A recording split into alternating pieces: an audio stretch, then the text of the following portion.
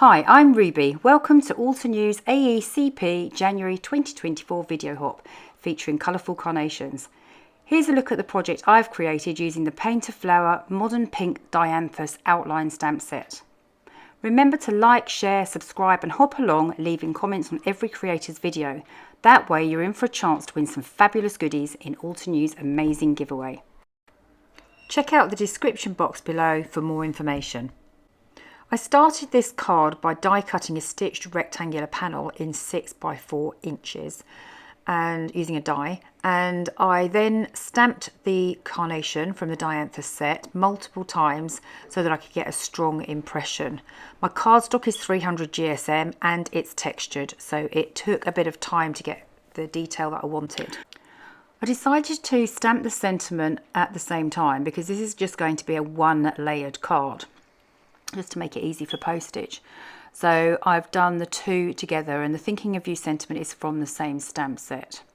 So I removed the panel from the stamping platform and then I set about colouring in the image. I say colouring in, adding detail to the image. So I'm using a Sakura Micron PN pen, and what I'm doing is using the lines from the stamp as a base for starting off some stripes. And I'm going to stripe each of the petals individually, kind of allowing a little bit of flow so they don't look like they're completely still. And then what I'm going to do is I'm going to actually colour the top of them by adding what we call weighting. So I'm a certified Zentangle teacher, and some of these terms that I'm using are from Zentangle. So weighting is just where you add a little bit of detail to the top, so adding a little bit more pen essentially. So that's what we're going to do on each of the petals. I'll do a few here before I speed up the video, and you'll see that I'm just using that petal, the stamp outline, as a guide, and then I'm adding in the detail afterwards. So as you can see on the left hand side, we've got that dark, the top left of the flowers, we've got that very dark edge. You won't notice that once we carry on. So the beauty of using this striping effect, it's called aura in Zentangle, but the beauty of using this striping effect is that you can completely change the look of the stamp set that you've got. So it's really maximising your supplies. It's something I love to do, and you could do anything. You could do other types of doodles, you could use Zentangle patterns, you know, you could polka dot them, you could do whatever you want to it. But for me, I thought stripes are really nice and easy. It's one of my favourite things to do. And I originally learnt about it from Amber Rain Davis's Zentangle masterclass in Altenew Academy. And it's kind of stayed with me because it's a really relaxing thing to do. Zentangle's very relaxing anyway. But I do like to do things with black, white and a pop of colour. I was talking to my best friend the other day and she said, you do that a lot actually. She said, you do like your little pop of colour in different things. So even she noticed it, so it's not just me. So as you see, I'm just going around each petal individually and just allowing a little bit of flow. So if there's a line there, I'm following that line on the petal. If there isn't a line, then I'm just going in and adding in my own thing. You don't want it too organised. I don't know what the right word is, not organised, but you don't want it too perfect. Because if you have it too perfect, then it doesn't look natural. So we're trying to keep a little bit of flow with the flower. So I'll speed up the video now, and then I will show you what the two look like. Once I've done them, the first one, I'll show you what the two look like together.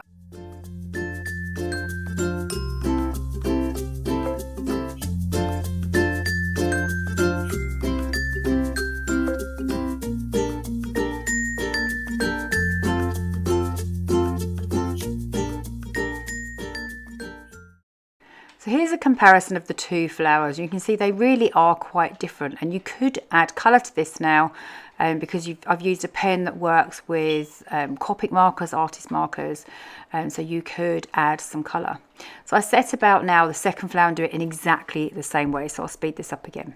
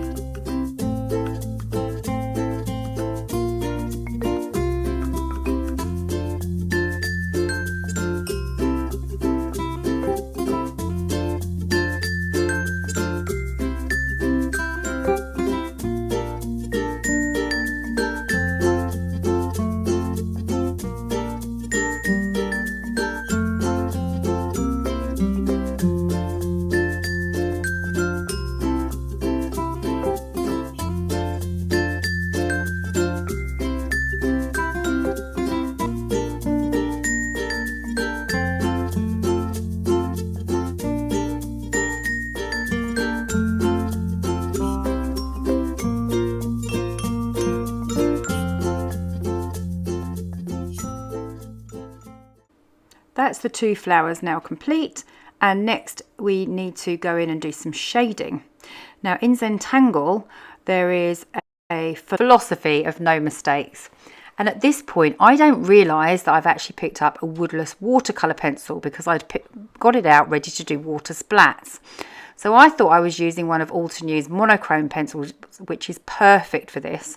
But unfortunately I'd picked up the wrong thing. So I was wondering to myself why this was feeling a bit clumpy, because it's not meant for this purpose. But I carried on anyway, and I thought, well, I'll see where it goes.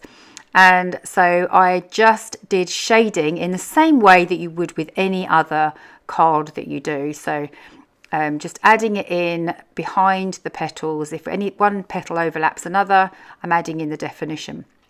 I then got out my tortillon, still unknowing that I'd used the watercolour pencil, but it was blending okay, so it was all good. It was a little bit rough and ready, but it's fine. And I carried on using a tortillon for that. So tortillon is a blending paper stump or paper blending stump, whichever way around you want to call it. And all it's doing is dragging the colour out a little bit. So I wasn't happy that I wasn't getting the detail that I wanted, so I went in with a graphite pencil just to darken it up. Had I used the Altenew monochrome pencils, I wouldn't have needed to do this step. But anyway, it's adding a nice little bit more depth, so it's all good. Remember, no mistakes. So I'm going around each of the petals and just adding in a bit more definition. And like anything, when you're adding graphite, build your layers up slowly. You can always add colour, but you can't take it away. So I went round the petal, and then I got my tortillon and pulled out the colour again, the graphite, and just blended that out, and that was working really well. Still a little bit unhappy about the finish that I'd got with my woodless watercolour pencil because it's not meant for that. And then at some point I realise what I've done, and I think, okay, well, let's go with this. There's no mistake, so let's go with this and see what I get. So that's the card there with the first layer done. I do this second flower in exactly the same way, so I'm just going to cut straight to the end of the video until the 2 cards are complete. So before I continue with the card, I decide at this point that the woodless watercolour actually might add some really nice details. So unfortunately I lost the footage on this. I used the Altenew fine detail paintbrush, and I'll give the details below, and I used that with some water just to create some flicks. You'll see that in the finished card. So at this stage I felt like the card was a little bit bland, so I got out a circle die and used my pencil to just create a little frame going around the inside, so that I could then colour that in with black to give it a little bit of a boost. So using the pencil line as a guide and the black Sakura brush pen, I coloured in black around all of the flower and created a circular background.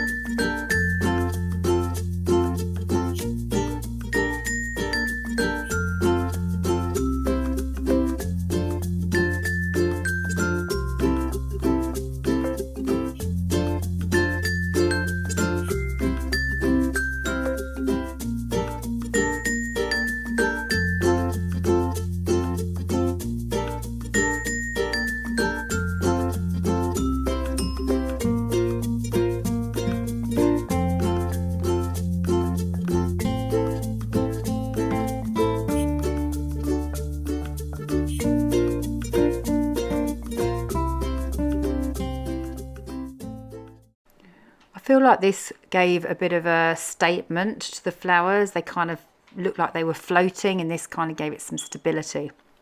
So I then went in with a fine pen just to tidy up any extra bits. I always think this is a good thing to do anyway.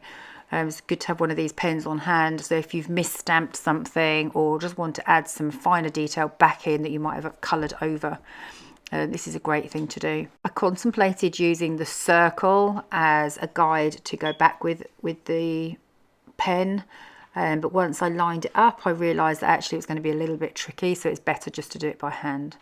Off camera, I used the Altenew metallic watercolours and painted the leaves, and also added some black and copper splats. I'll give details of the specific colour that I used for the copper below. Unfortunately, I lost the footage on this piece. Using the Micron PN pen again, I'm going around the edge of that circle to tidy it up. Then finally, all I did was attach the front panel onto a 6x4 inch card base to finish. I really hope you enjoyed this video and look forward to sharing future videos with you.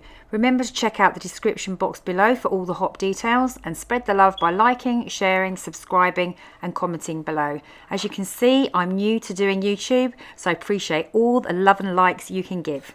Thank you. Enjoy your day.